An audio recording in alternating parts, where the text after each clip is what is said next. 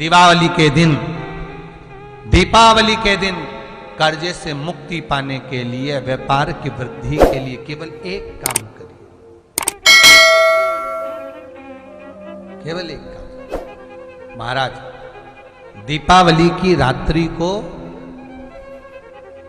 ठीक 11:30 से 12:30 के बीच में, मध्य बिंदु रात्रि को,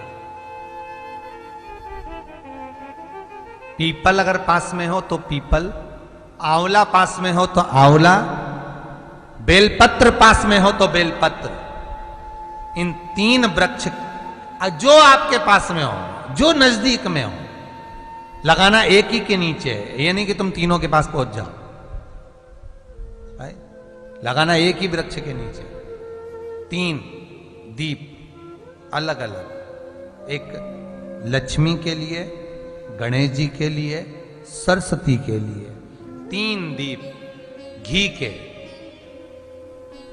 एक फूल बत्ती का, 2 लंबी बत्ती का, फूल बत्ती मतलब गोल बत्ती का, और 2 दिए लंबी बत्ती के, घी के भरे हुए दिए, खाली नहीं, पूरा भरा हुआ दिया।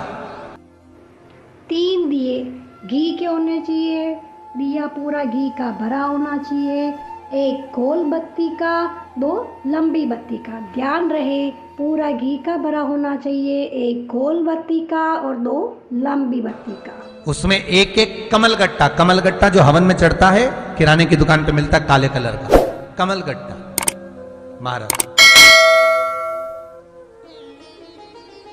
उस दिए के अंदर रखकर सबसे पहले गोल बत्ती वाला दिया हाथ में रखिए, हथेली पर जलाकर, और अपने स्मरण करो लक्ष्मी का, कुल देवी देवता का स्मरण करिए, अपने पूर्वजों का स्मरण करिए,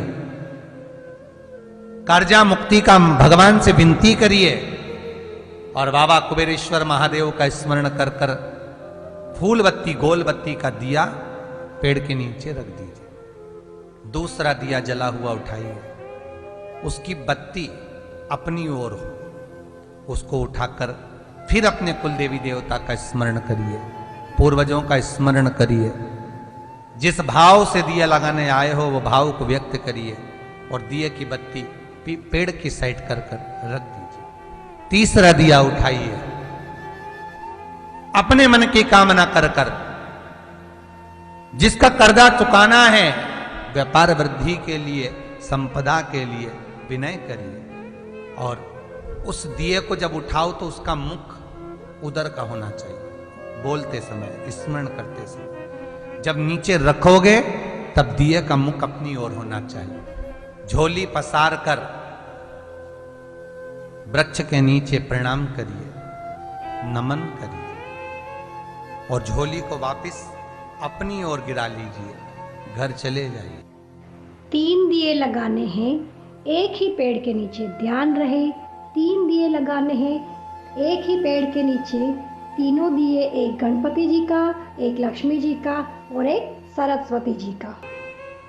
और झोली को वापस अपनी ओर गिरा लीजिए, घर चले जाइए, पलट कर मत देखिए, सीधे घर प्रवेश करो, और घर में जाकर अपने लक्ष्मी की जो पूजन करी है वहां प्रणाम कर लो साहब। 1 रुपया पूजन वाली जगह पर जहां लक्ष्मी की पूजन करी थी वहां 1 रुपया कोई रखा हो, कोई चांदी का सिक्का रखा हो, उसको उसी समय अलमारी में या तिजोरी में पटक दीजिए।